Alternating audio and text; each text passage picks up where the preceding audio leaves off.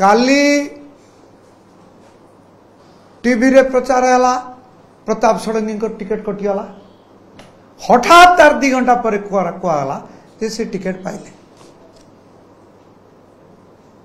तेणु मु सिद्धांत करिछि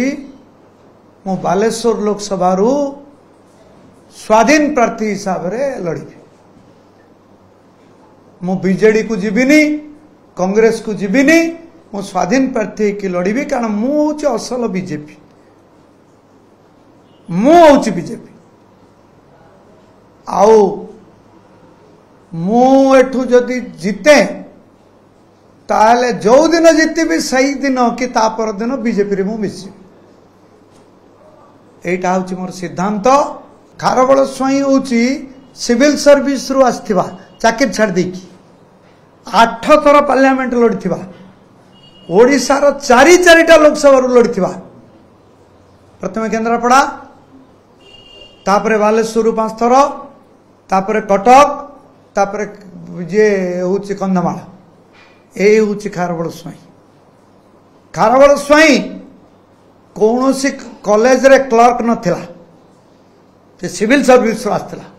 एटा अहंकार कथा नुह आत्मविश्वास कथा तापरे क्यों रहस्यमय कारण काली आपण मानकर तो टीवी रे सब बजेले जे प्रताप षडंगी टिकेट कटिगला तार 2 घंटा पर हठात को आउचे ताको टिकेट दिया प्रताप षडंगी एटिक लेखिकी रखंतु से कौटिकी जाइकी निर्वाचन प्रचार करि परिबेनी ए 2-3 दिन तळे गोटे दरड़ा बोली गोटे जगार होता एते पाटतुंड करी गंडोल कले से उठी पड़ेले से जो जी से आपन को एति कथा आ गोटे कथा कहूँ मनमोहन सामल मोर टिकट काटी ना धर्मेंद्र प्रधान मोर टिकट काटी ना मनमोहन सामल मो ना देते मु मनमोहन सामल को अशेष धन्यवाद दूची से जिद करू ये मेट भांगला ना हुए तो मेट होता बहुत असुविधा होता मु धन्यवाद दूची मनमोहन सामल को से मो ना को पठे एवं धर्मेंद्र प्रधान मो विरुद्ध किसी कही ना केउ एक रहस्यमय शक्ति ए मो टिकेट को काटी मु संदेह करुच्ची एबे किसी कहबिनी पर धीरे धीरे कहबी आ मु बालेश्वर जनसाधारण को निवेदन करुच्ची मु होची असल बीजेपी मते वोट दियंतु आ द्वितीय कथा जेहेतु मु वर्तमान पार्टी प्रार्थी नुहे से मते पैसा मिलबनी से मते पैसा भी दियंतु मु समस्त अनुरोध करुच्ची मते अर्थ दियंतु कारण मु कांगाल यही जो घरे बस भड़ा घर सिविल सर्विस रे थाई 3 थर एमपी नहीं मु भड़ा घर आज रोची